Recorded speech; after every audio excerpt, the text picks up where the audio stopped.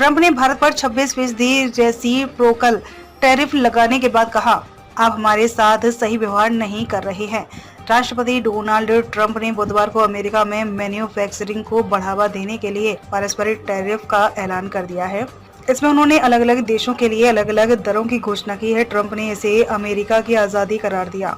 पारस्परिक टैरिफ के ऐलान के बाद ही ऊंची कीमतों और दुनिया भर में ट्रेड वार का खतरा पैदा हो गया है। ट्रंप ने भारत पर 26% रेसिप्रोकल टैरिफ लगाया, चीन में 34%, यूरोपीय संघ पर 20% और जापान पर 24% टैरिफ लगाया गया है। ट्रंप ने यह घोषणा make America wealthy again event को संबोधित करते हुए की।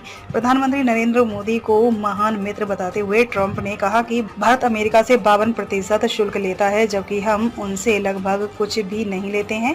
कार्यक्रम में ट्रंप ने कहा कि भारत बहुत खास है। प्रधानमंत्री अभी भी गए हैं और मेरे बहुत अच्छे दोस्त हैं, लेकिन आप हमारे साथ सही व्यवहार नहीं कर रहे हैं। वे हमसे 52% शुल्क लेते हैं और हम उनसे लगभग कुछ भी नहीं लेते हैं। ट्रंप ने आगे कहा कि संयुक्त राज्य अमेरिका अन्य देशों से मोटरसाइकिलों पर केवल 2.4% शुल्क लेता है। इस बीच थाईलैंड और अन्य देश बहुत अधिक कीमत वसूल रहे हैं, जैसे 60%, भारत 70%, वियतनाम 75% और अन्य उससे भी अधिक शुल्क ले रहे हैं। अमेरिकी राष्ट्रपति ने आगे कहा कि सभी विदेशी निर्मित ऑटोमोबाइल पर 25% शुल्क लगाया जाएगा। इसके साथ ही ट्रंप ने कहा कि इस तरह के भयावह असंतुलन ने हमारे औद्योगिक आधार को तबाह कर दिया है और हमारी राष्ट्रीय सुरक्षा को खतरे में डाल दिया है। मैं इस आपदा के लिए इन अन्य देशों को बिल्कुल भी दोषी नहीं मानता। आपदा के लिए मैं पूर्व राष्ट्रपतियों और पहले नेताओं को दोषी मानता हूं, जो अपना काम नहीं कर रहे थे। आधी रात से प्रभावी हम सभी विदेशी निर्मित ऑटोमोबाइल पर